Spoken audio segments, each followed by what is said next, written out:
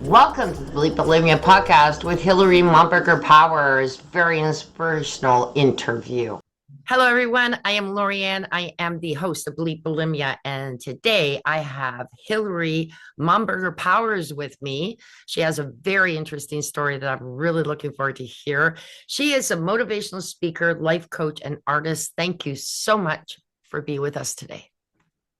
Oh, Lorianne, thank you so much for inviting me. I feel honored to be able to add some light to people who are going through a dark time. And I know are on this path, I am I am in recovery. I have the ism of bulimia, along with alcoholism and any kind of addiction.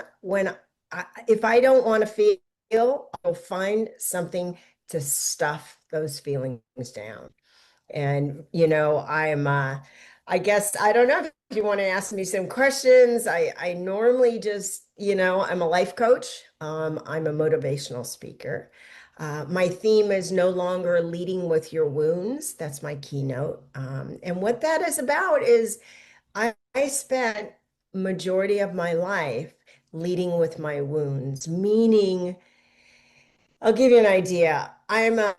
In case anybody doesn't know, or your audience doesn't know, I grew up in a very large alcoholic, Catholic, dysfunctional, wacky world in California. I'm one of 7 children.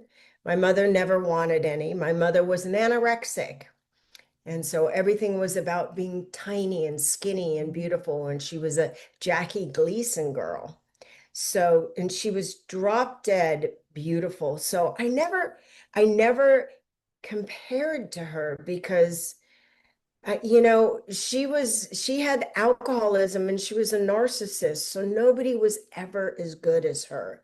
So I lived underneath the shadow of her. And I just wanted to be, when you grow up in trauma, and I call that trauma when you're around ragers or alcoholics or sexual abuse or physical abuse, we go into a traumatic state, which is where my original wound comes. I'm always scared. I'm afraid of doing anything wrong. I'm afraid of doing anything right because then I'm going to be expected to continue it. So, and then don't feel enough. I don't feel pretty enough. I don't feel smart enough. So there's 3 things that happen when you're in trauma. You either become the people pleaser, that's me. We become the loner, we switch out, or we become the controller. So as a small child, my mother, who was a Jackie Gleason girl and decided to get pregnant with my father. Now, she got a lot of perks when she was pregnant.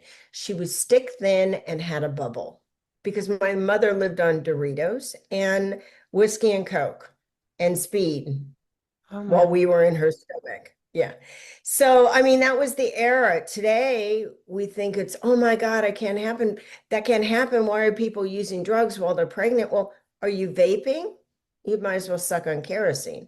Are you smoking? Are you occasionally having a drink? Are you, and are you drinking Diet Cokes? It doesn't matter.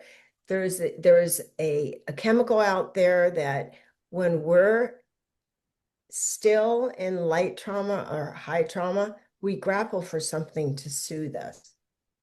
And so as a kid, I was in this trauma and I went into people please. So my mother took all 4 kids that were 4 at the time to Hollywood because I lived in Los Angeles. And she said, I'm going to make you guys famous since I had to give up my career for you. Now, remember, my mother's a narcissist, so it's always our fault. Just And go ahead. I'm May I sorry. just quickly interject because I personally don't understand it 100%. So my listeners may not. What do you mean referring to as a Jackie Gleason girl? Okay, so back in the day, you don't know Jackie Gleason was a very famous, I he know was a him. comedian. Well, she was a Jackie Gleason girl. I mean, it sounds like she was his his call girl, but that's not it. That's a joke. But she used to introduce and go, and here's Jackie. She was the beauty every night. She was Oh, like the Van White to his show. oh my And gosh. yeah, so she was this very tall, beautiful woman, but crazy, and was dealt with sexual abuse growing up. And hurt people end up hurting people.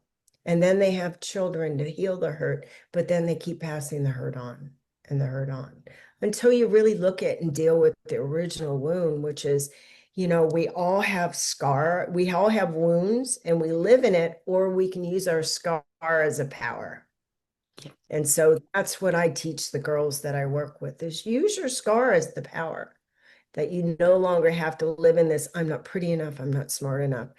So go back to my mother takes us to Hollywood, and my first job, I get the job as the voice of Sally in Charlie Brown Peanuts in 1967.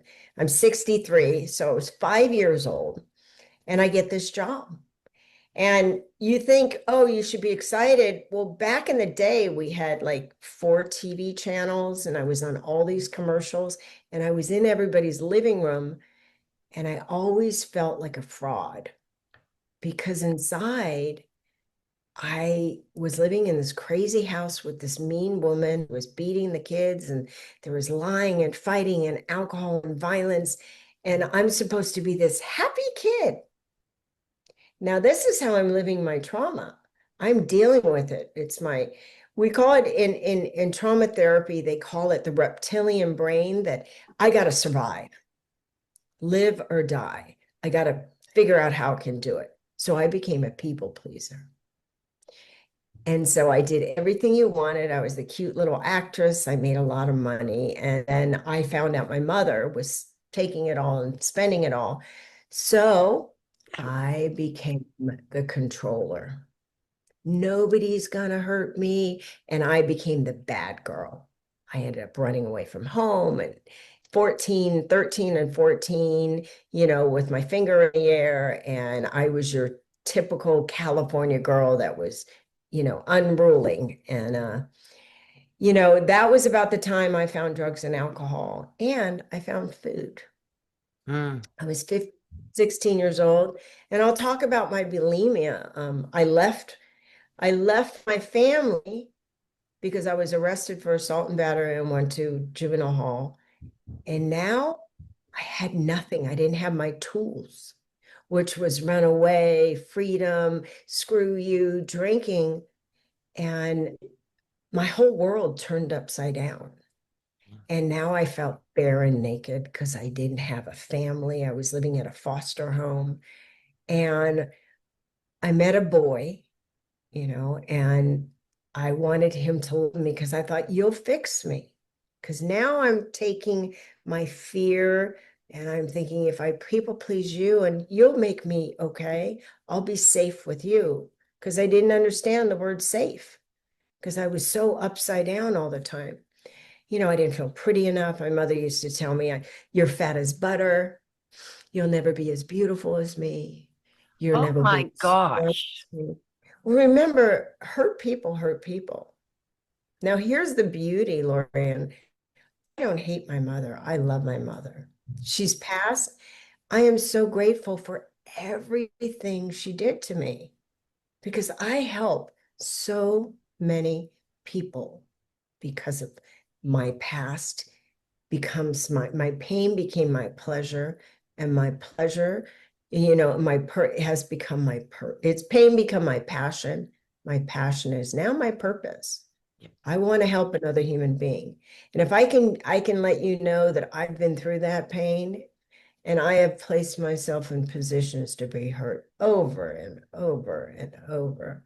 So here I have this big old career that I say screw it at 14, and I'm living on the streets, and I find food. I'm living at this foster house, and I'm so scared. I realize how terrified I am. Food became my comfort, Yep. and I would stuff, stuff, and stuff. and I gained like 20 pounds. And all I kept hearing is my mother's voice saying, "You're as fat as butter. No one loves you. You're not enough. You're not pretty enough." And I had to figure out a way to survive because I'm in trauma. So I go to a party, and this woman says to me, she's eating and eating and eating. We always have our stories, how our first drink, our first, whatever, fucking binge. And she says to me, I go, "How do you eat so much?" She says, "Come with me, I'll show you." So she stuffed and she said, "Just stick your finger down your throat." I was like, I found the Holy Grail. Right. So, It's awful right? to say, It's but I like, get it. it's so sick. It's so sick. I'm so morbid. Yes. And it's a big secret. So I'm in control. Yep. I'm people pleasing. I'm pretending everything's fine. And I'm a loner. So I'm acting out my trauma. I'm a loner. I sneak off into the bathroom. I purge. I get rid of it. And then I feel my power back. I'm back in control. And then I'm people pleasing and I got to stuff again. It's That like is so nothing interesting. like Never heard that. That is bang on. so right on. So I'm sitting there and I'm like, I hate everybody. Stuff the feelings down. And then the rage is just me throwing it back up. I was so angry, Mm. but I got to be sweet and kind and thank you and okay. And then I run away from home again. So I'm acting these things out and I don't even know that I'm not living. I'm just in survival mode. I go from boy to boy. I literally had my addiction for almost 35 years, Wow. you know? Yeah, I would stop a while and then I'd go on a diet because I kept trying to control, manage, and direct my life. I didn't know that the key to living is surrendering your life. Because I thought if I surrendered this stuff and I go to a power greater than me, because I didn't believe in anything more powerful than me, because I was homeless at 15. You got to figure it out. I'm not going to rely on anybody else, So here I didn't know that if I just surrender and say, power, God, universe, whatever you are, please help me because I'm killing myself. Yep. And I don't know, I'm killing myself. I think I'm surviving. Yep. And I'm not. I'm destroying myself. So, I ended up at 21 years old having an overdose. I write about it in my book that I'm getting published. It's called Peanuts to Percocet, Notes on a Hollywood Childhood. Hello. I love it. And since then, I've also written a couple of children's books that I'm getting published too that are basically about being different and celebrating it. Yeah. Because I'm different. I'm not your normal girl. I think outside of the box, and sometimes I blow up the box when I think about it. Who wants to I've be normal? I mean, I think we'd be normal best on the friends if we actually lived close by because I'm definitely not normal. normal.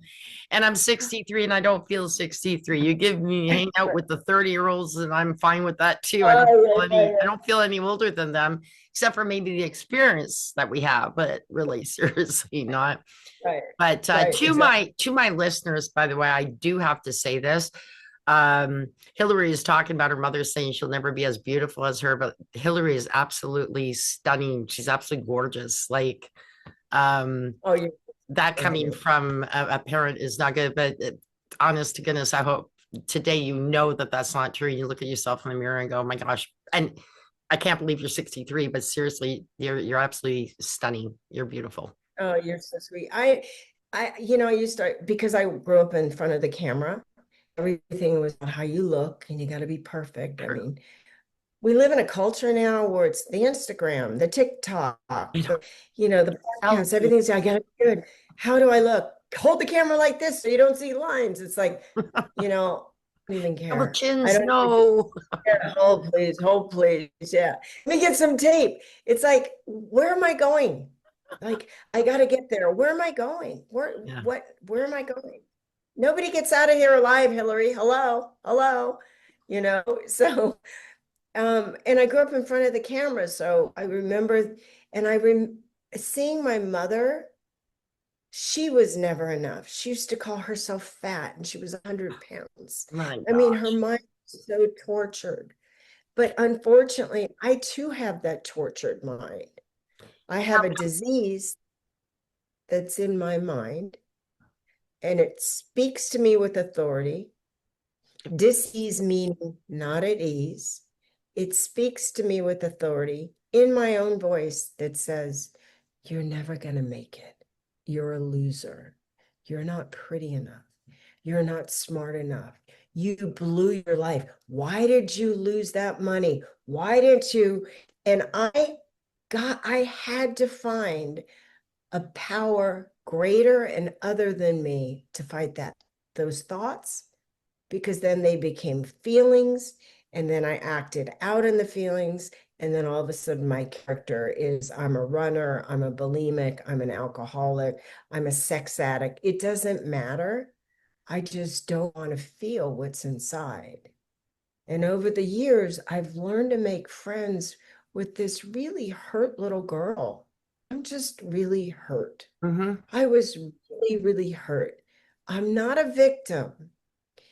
I only got hurt one time. If I keep re-hurting myself and resent, that's what a resentment is. I keep resending the pain to myself. But my mom only said it once, but then I kept saying it over and over. So I have learned to take responsibility for that. Because if I can take responsibility for that mind, resending this hurt over and over, I can also take some responsibility for getting better and feeling better and loving myself better. It's not perfect. I say this to the girls I work with, because most of the women that I work with, most of them have eating disorders. We all, either they're starving or they're cutting their food up and weighing it. I'm Dieting like, oh, constantly, and then constantly, yes. I don't. Having three clothing. Yeah, Yeah. no diets for me. That word is dead. Yeah, I can't even get on the scale, guys. I don't even get on the scale because Well, that becomes my God. that's The true. scale becomes, Yeah. it tells me, oh, you're not enough today. For whom? You Um, know? I love that you said the bulimia isms. You get those, and we talked about this in some of my other podcasts. Uh, I am so incredibly aware. So I think my last real bulimiism came about 5 years ago when I was working with my sister and I was doing typing for her, and Mhm. and I hated doing it. And I hated Mm. doing it. And it was triggering a desire to go back to my bulimia. And here I am, like, I don't know, I'm going to be 15 years. So it was almost 10 years into recovery. And it was the first time Right. after 10 years that I felt that stronghold. So I don't know what. And I said no. So I quit. I just, Right, right. Good for right. you. Yeah. Um, but it was I mean, all those feelings of, when you're doing something you don't like. So you eat. And then, it's just like a comfort for things that you're doing that you don't like. There's a lot of things I don't like, but that particular one was just so horrible. It's just, I, right. for my health, I quit. Yeah. Good for you. It's that, it becomes that, like I said, that trauma response. That when I get triggered or activated. I hate that trigger word. It's like so used. That's true. Um, I like that activated one. activated, all of a sudden I go back to my old coping mechanism, Mm, which is either run when I please somebody, get into people pleasing. I don't know, when I run, I don't deal with my anger, because anger is just fear turned inward. I don't know what to do. I get mad. Like you're doing something you don't like. Instead of saying, you know what, I love you and this is great, but I'm just not comfortable here. Like that's what a grown-up does. yep. I go I go back to the little girl and say, get out, go, or stuff, and then throw up, because it is such a rageful anger. Just rage comes out. And I can't see, everything's black or white, good, bad, live, die alive, fat, skinny. And I've learned to live in between the duality, which is the gray zone. Like, Yeah. I'm not skinny, but I'm not fat. Why can't I just be in between?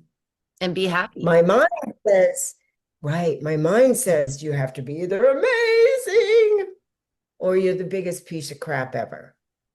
There's that duality. So when I finally, I say that my addiction, God intervened because grace is unmerited. I didn't earn it because I remember I was sober probably 8 years.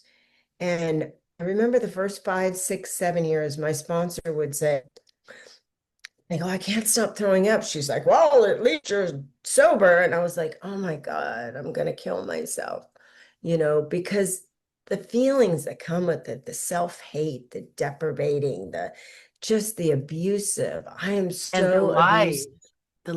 because Oh, you're hiding. You're a liar. You're like a fraud, really, when you're mm, bulimic. It's exactly. fraudulent. Yeah, I'm a people pleaser. I'll tell you whatever you need to hear for you to feel good, but Yeah. who cares about me? Yeah. So I stuff and I stuff and I stuff. Yeah. And when it was removed from me, we always go that aha moment. It wasn't like one day. It was just all of a sudden I wasn't controlling, managing, directing my food. I was listening to myself. Like I was paying attention to my feelings. I was no longer living in that wound, meaning, there's a pyramid. I talk about a pyramid and I teach this to the women I work with. If you think about the pyramid, there's first layer is safety. In order for me to get out of the trauma of live or die, oh my God, everything's like sky's falling down. And then I stuff it. I'm stuffing food, people, men, shopping. It doesn't matter. I'm gonna like shut up, shut up, shut up. Because I don't know how to listen to myself. So when I get into the stabilizing, the safety zone, it's the seeing, tasting, touching, feeling, hearing. Mm. So if I'm seeing, I put myself in an environment that's pleasing to my eyes. Like I put the light on, I lift the drapes, I go outside to nature. Seeing, tasting, I make a decision. I'm going to eat alive food's going to give me life. So I started doing these little things, seeing, tasting, touching. I would make sure that when I go shopping, I feel fabric because I get soothed. I get soothed inside. When I touch things, when I touch the grass, I touch the trees, I touch the dog, the cat, I pet the cat, and I'm like, ah. And then I put nice music on. I have to be nice to my ears. So I start taking care of my senses. I'm not hungry Oh, because I'm soothed this traumatized little girl. So all of a sudden, I start stabilizing. And then I can breathe a little lighter. I don't feel like I actually want to call somebody and hang out with them instead of hide out. I head out all the time. That lying, that sneaky behavior. yeah. And once I got stabilized, then I feel like I'm a part of the world again. Now I feel like I belong. I want to see my friends. I want to go out in daylight. I'm okay with a short sleeve shirt because remember, I'm judging when I'm in my disease. I'm Yep. not pretty enough. I can't wear that. I can't go out. Oh my God, no, no. I don't want to shop because I'm gonna go up 5 pounds, 10 pounds. It's like, oh yeah, exhausting. So all of a sudden, I feel like I belong and I become a part of this community called life. And I start getting some self-esteem. I like, oh, wow, I don't look that bad. I can look in the mirror when I'm looking at a glass, when I'm walking down the street and I don't go, oh my God, I'm so fat. I'm so disgusting. Oh my I look God. at myself, oh, I look okay today. I don't look amazing because I'm in the gray zone because I'm all of a sudden, it's because that stabilizing my safety has now taken place. And now I can be productive, meaning I'm focusing at work, I'm listening at work.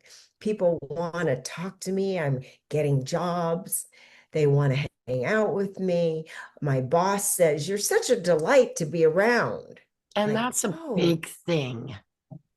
yeah, it's I such a mean, you big look thing. seriously, we look at some of our actresses, and some of them have lost a lot of weight. I'm not going to come up with the names right now, um, Ozempic girl. Yeah, anyway. but Right. they got their acting being overweight, and actually losing weight has been a problem because they don't fit They into don't the get roles that work they, anymore. Right. but Right. they look great. But the thing is that their personalities are super wonderful. Everybody loves them. Everybody loves them. I mean, if you ask, who's a great actress, they'll be pointed out as well with all the other ones.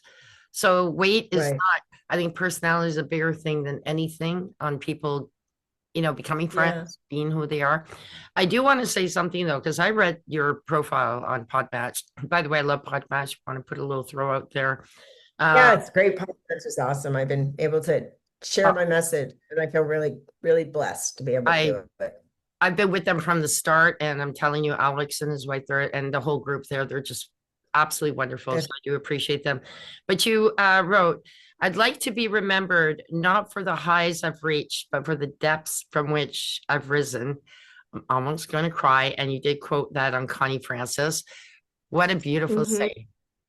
Honest to Yeah. goodness, a lot of people will come out and they'll hide behind whatever they did come through. Um, Oops. and then Yeah. just pretend that everything was all good and bubbly in my life. It's like, no, Yeah. I had the No. roller coaster, and there's a thing too in one of the movies with Steve Martin, I think called Parenthood, where it's a roller coaster. Life is a roller coaster.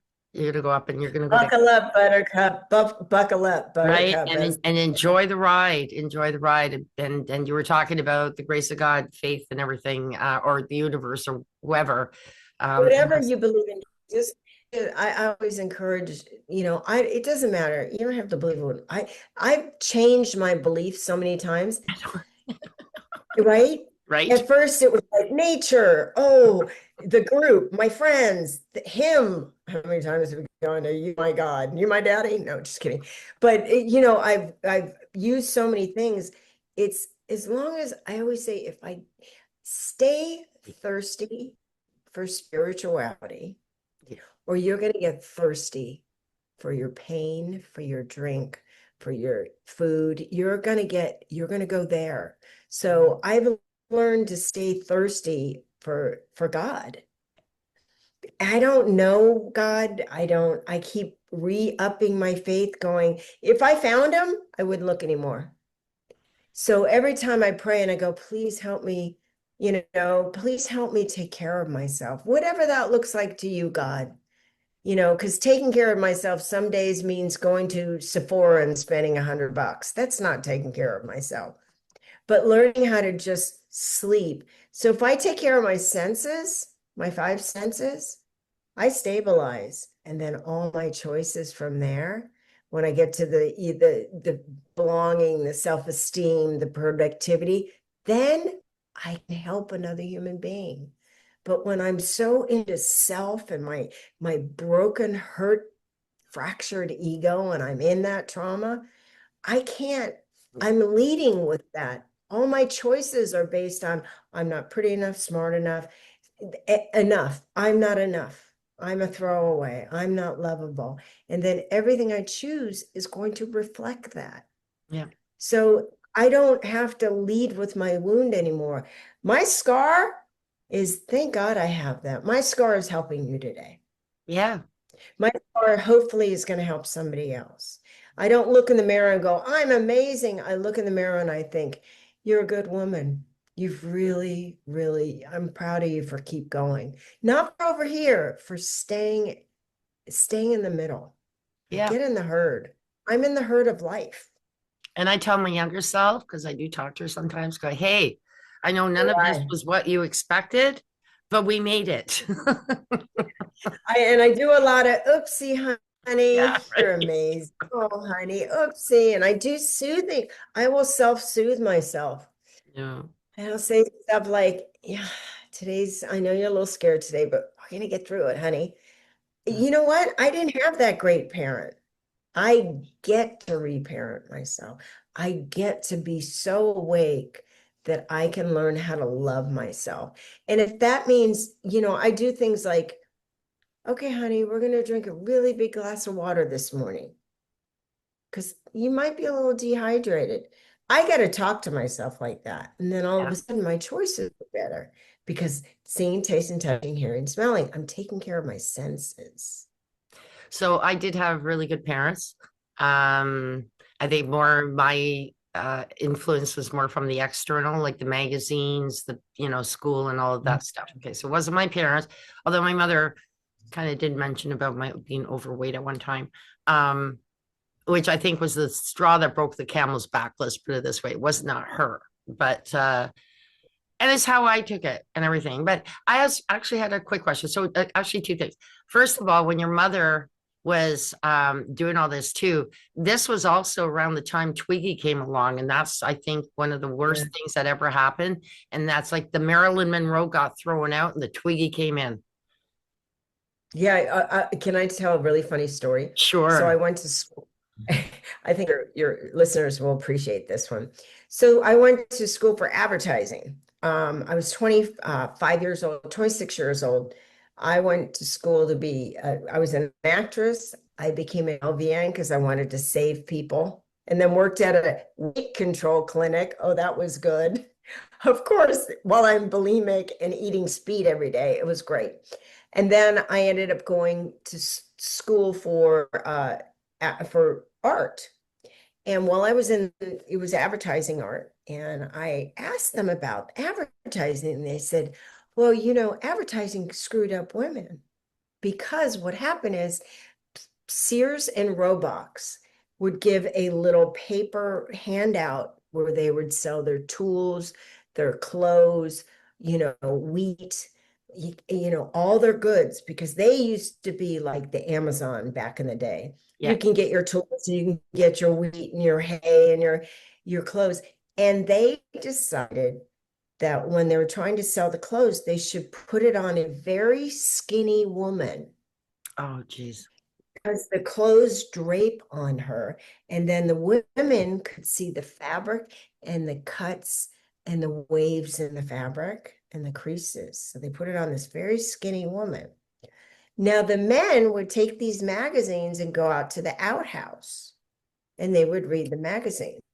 And you know what men do when they're sitting in the bathroom? They end up, I'm going to say be rude for a second, masturbating in the bathroom.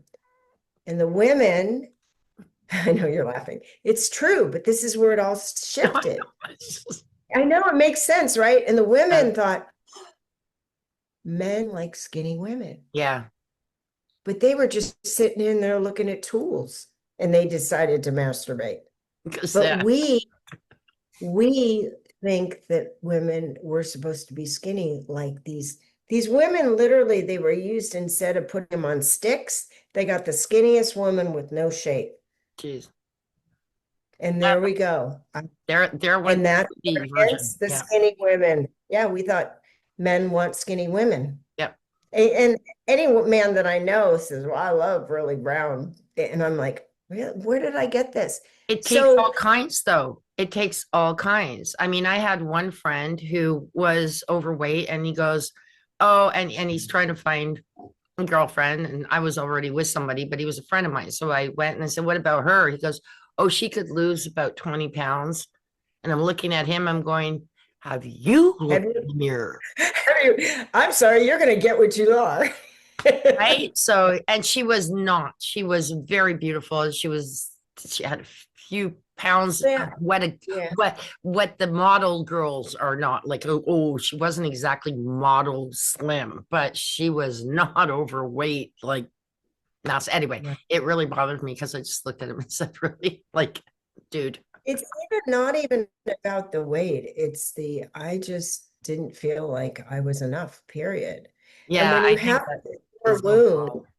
when you have that core wound, Yep. Whatever you do, wear, eat, what you accomplish, it's never enough. Yep. And Yep. You're right. until we address the original, it's at the root meaning that's where it all stems from. Yeah. Like my original was, I'm not lovable. And so everything I picked would reflect my belief about myself. So I would wear clothes that I would show my body off, and then I would be looked at it and be used, and it would validate I'm not good enough, I'm not lovable. I would choose food that would make me throw up, and I would say, see, I'm not lovable, no one's going to love me. I would choose jobs that were either beneath me or too much. I wouldn't get it or I would lose it, and it would validate, see, you're not lovable, you're not good enough. And until I started addressing that original wound, like, who said I was not enough? Where did I get that thought? And I started giving it to this power I call God and said, God, can you please show me I'm enough? And then all of a sudden, people would come into my life and say, thank you, Hilary, you've helped me so much, or you're such a good friend, and then all of a sudden my life slowly but surely starts changing. I mean, there's no such thing as all of a sudden. That's a Disney lie. It is. Happy ever after. It is. Don't even go there. Yeah, I can only be happy right now, right now, right now. That's it. But little by little, which is my all of a suddens, I realized that I had a whole day of not vomiting. And it was like, wow. And then it got to be 2 days, and then months, and then years. And then all of a sudden I'm like, I don't really hate myself today. And when I went through menopause. Sorry. Huh? Can I ask how many years you've been recovered now? 17, completely abstinent. Beautiful. But even if I went at 17 and I had it for 35 years. Wow.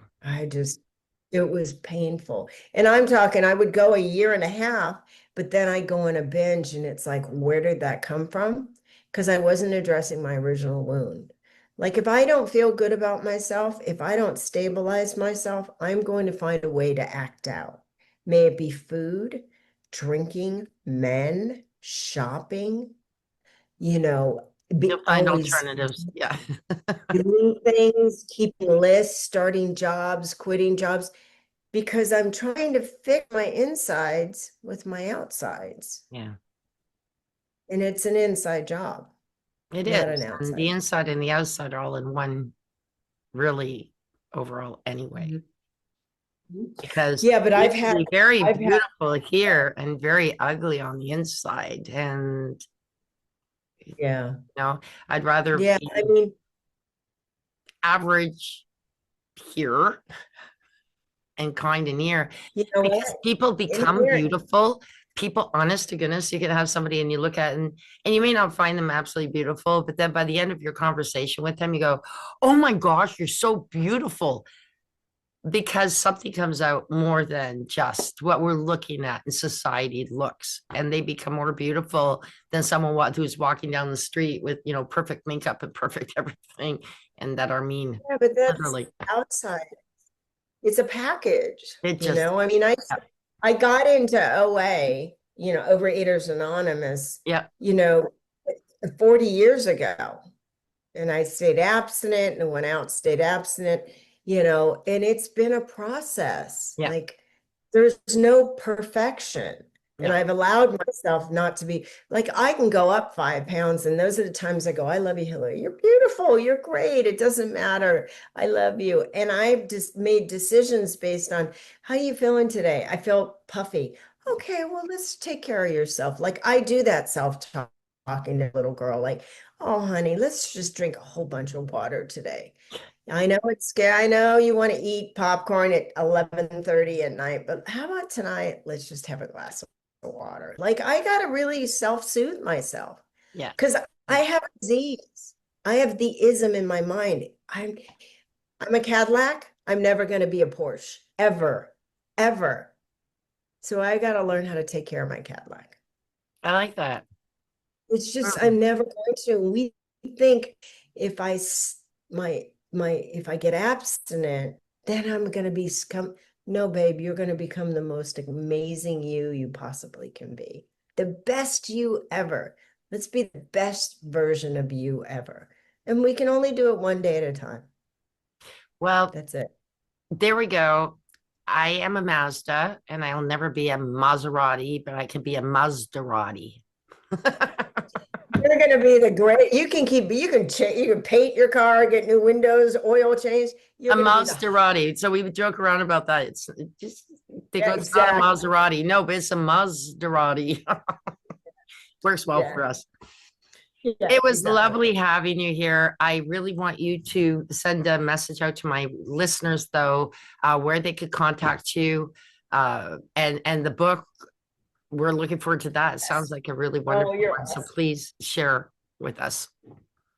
Well, you can contact me. I do pod match and I do key speaking and stuff. But you can get me on book hilarypowers.live, and that will take you to my website, or hilarypowers.com is my website. And I'm on Instagram. I'm on LinkedIn also.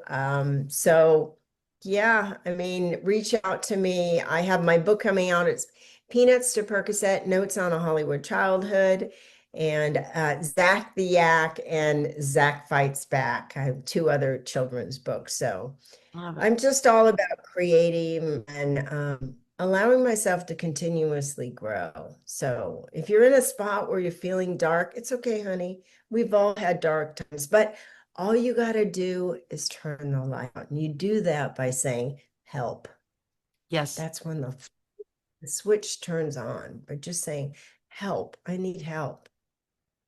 And there's a lot of us out there who are here to be there for you. So I thank you so much for being one of my guests and for sharing your story, because I think people out there who are still struggling, and even in the later years, because like I said, a lot of us that are midlife bulimia recovery people, we did start in our earlier years. We just had a harder time to get through it.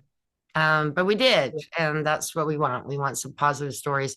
So thank you again so much, Hilary, for being here. Thank you for your story. It was an honor to meet you. That's very, very cool, because I grew up with the Peanuts. So awesome. Yay, go Peanuts. Charlie Brown. Love it. And keep in touch with me with the book. Let me know when it's coming out, but I will note on the notes here where to find you and everything else. So listeners, if you need to contact her, please do. It's below. I appreciate it. And God bless you guys. And you know what? It's all about just suiting up and showing up. It's not about getting there. It's just suiting up and showing up and seeing where you're taken.